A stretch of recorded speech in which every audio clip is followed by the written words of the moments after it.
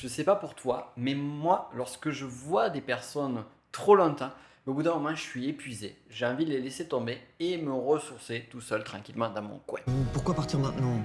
Parce que j'étouffe. Mais la question, c'est est-ce que ça fait de moi un introverti? Plus encore, qu'est-ce qui définit véritablement un introverti? Eh bien, pour le savoir, et puis surtout savoir si toi aussi tu fais partie de la famille des introvertis, voici 10 signes qui prouvent ou pas que tu es introverti.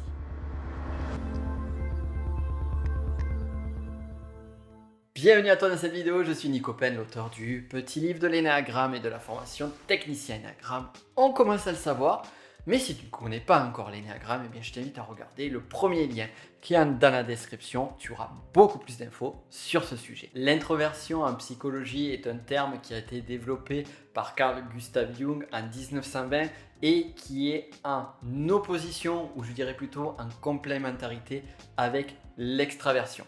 Et on aura tendance à être plutôt d'un côté introverti ou extraverti. Sans transition aucune, rentrons dans le vif du sujet avec ces fameux 10 signes qui te permettront de savoir à la fin de la vidéo si tu es introverti ou peut-être pas. Signe numéro 1. Un introverti va se retrouver fatigué, absorbé en énergie lorsqu'il va être face à du monde trop longtemps. Alors que l'on soit clair ici, il nous arrive à toutes et tous d'être épuisés à un instant donné lorsqu'on va passer trop de temps à l'intérieur d'un groupe social, que ce soit lors d'une soirée, d'un événement ou autre. Cependant, pour un introverti, ça va être beaucoup plus rapide, beaucoup plus fort, et au bout d'un moment, celui-ci va sentir finalement que son mental le lâche et il va sentir une forme d'oppression et avoir besoin de sortir, de se retirer du groupe le plus tôt possible pour aller se ressourcer.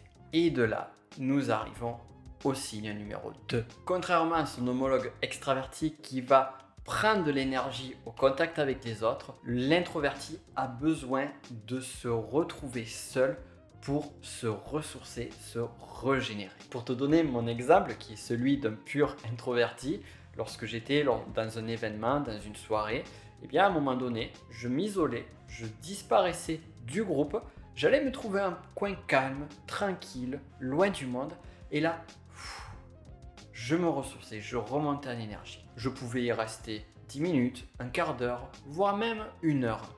Et lorsque j'étais bien ressourcé en énergie, à ce moment-là, je revenais dans l'arène. Et si toi aussi tu es introverti et que tu es dans des événements, bien pense à de temps en temps faire un break, te couper du monde pour te recharger les batteries.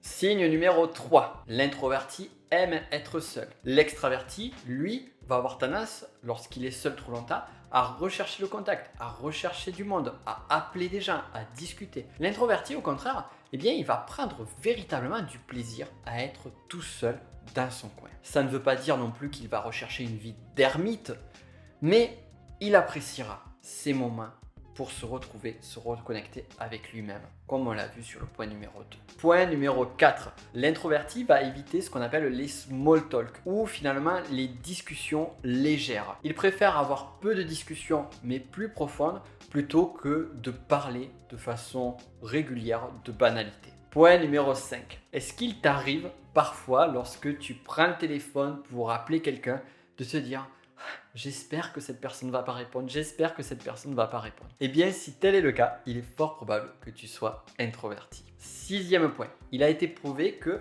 les introvertis ont en moyenne moins d'amis que les extravertis. Alors ne confondons pas avec la timidité, ce n'est pas parce qu'ils ont plus de mal à faire du lien, c'est juste qu'ils vont avoir tendance à préférer la qualité de relation à la quantité. Point numéro 7, les introvertis vont avoir un regard qui est plus focalisé, orienté vers eux, leurs besoins, leurs problématiques, que sur ce que les autres ont besoin, du moins de façon générale. On pourrait d'ailleurs faire une corrélation ou un exemple avec l'énéagramme.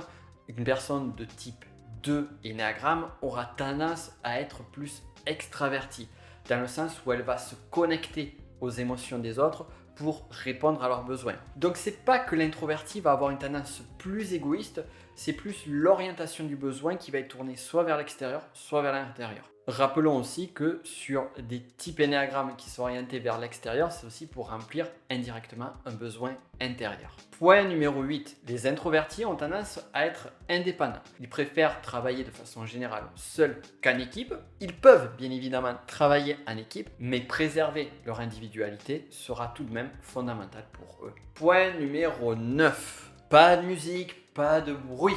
Les introvertis ont besoin de calme pour se concentrer. Donc, merci de les respecter.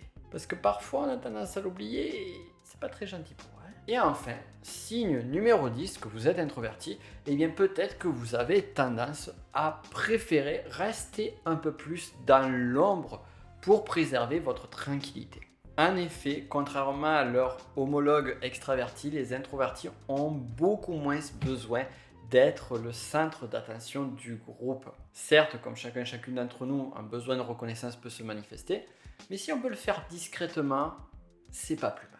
Voilà, donc nous avons fait le tour des fameux 10 signes qui prouvent ou pas que tu es introverti. Maintenant, la grande question, c'est est-ce que tu te retrouves au travers de ces 10 signes? Alors probablement certains plus que d'autres, mais voir la tendance générale. Est-ce que ça correspond totalement à toi? À ce moment-là, introverti plus, est-ce que ça correspond plutôt bien à toi ou moyennement? Et il serait peut-être intéressant d'aller voir du côté des extravertis. Quoi qu'il en soit, introverti, extraverti, tout cela fait partie d'un pan parmi tant d'autres de notre psychologie, de notre personnalité. Il y a énormément de choses à creuser, tout particulièrement nos typologies de personnalité. On peut le voir notamment avec l'énéagramme. Si ça t'intéresse, je t'invite à regarder vivement le premier lien dans la description. Pense aussi à t'abonner à cette chaîne YouTube si tu as aimé cette vidéo et cliquer sur la cloche. Et quant à nous, on se dit à très vite pour d'autres contenus. Et en attendant, je t'invite à regarder aussi cette vidéo sur les 3 types d'intelligence. Ça va te parler pas mal.